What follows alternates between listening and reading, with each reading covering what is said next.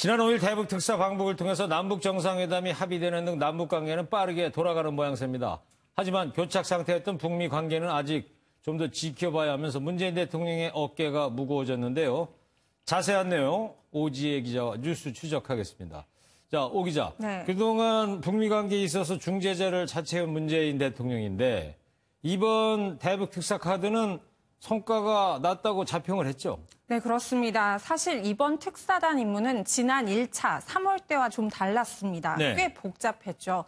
1차엔 최우선 목표가 북미를 대화 테이블에 앉히는 거였는데 이번에는 6월 북미 정상회담 후 식어가는 대화 분위기를 살릴 접점을 찾는 거였습니다. 그렇죠. 그래서 문재인 대통령은 기대 이상의 성과라고 평가했는데요. 들어보시겠습니다.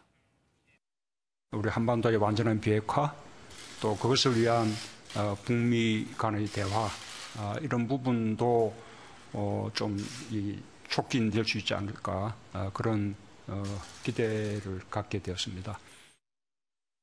네, 뭐 사실 우리만 중재를 자처한 건 아니지 않습니까? 트럼프 미 대통령도 그 특사 방북 전날 문 대통령한테 전화를 해서 북미를 잇는 수석 협상가 역할을 해달라. 이런 주문을 하지 않았어요? 네, 그래서 사진 한 장 준비했는데요. 먼저 좀 같이 보실까요? 네. 작년 타임지 표지 모델 그 니고시에이터 협상가. 예. 네, 그렇습니다. 지난해 5월 타임 아시아판인데 아래쪽에 말씀하신 것처럼 더 니고시에이터 이렇게 써 있습니다.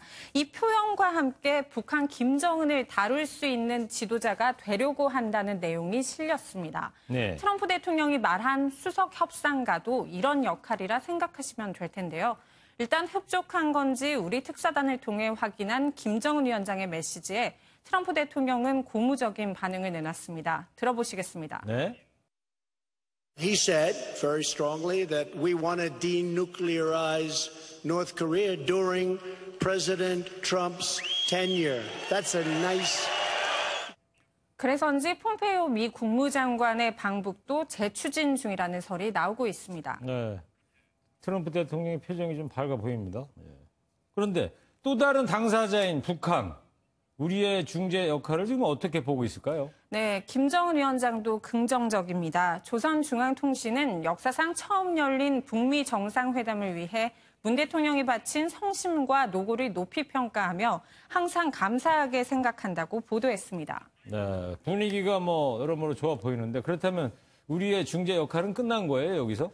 그건 아닌 것 같습니다. 보신 것처럼 북미 정상은 서로에게 신뢰가 있지만 우리를 통해 확인한다는 점에서 북미 간 직접 소통에는 다소 문제가 있었던 것으로 보입니다.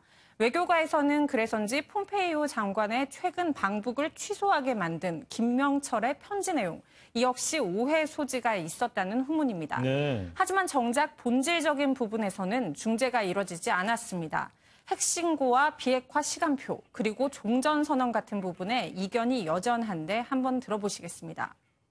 그래서 시간표라고 하는 게 북은 열린 시간표고 미국 같은 경우는 상당히 타이트한 그런 시간표를 제시했기 때문에 거기에서 차이점이 있다라고 하는 게. 네, 오 기자, 그렇다면 우리 정부의 중재 방법은 무엇입니까? 네, 일단 김 위원장이 미국의 전합 메시지, 친서에 대한 미국의 반응이 나오면 이를 바탕으로 다음 주 남북 정상회담에서 비핵화와 종전선언에 대한 공감대를 형성한다는 계획입니다. 그리고 그 결과를 문 대통령이 오는 25일쯤 열리는 유엔 총회에서 트럼프 대통령을 만나 전달해 북미 간 논의를 진전시켜 올해 안으로 종전선언을 이끌어내는 방식이 가장 현실적이란 관측입니다. 네. 하지만 북한의 대미 메시지가 획기적이지 않을 것이라는 관측도 우세합니다. 네. 유엔 총회가 우리 추석 연휴 기간 중에 열리게 되는군요. 네. 자, 북미 간 교착 상태가 풀리려면 앞으로도 좀 시간이 필요해 보입니다. 차분하게 앞으로도 해결책 찾아 나갔으면 좋겠습니다. 오지혜 기자였습니다.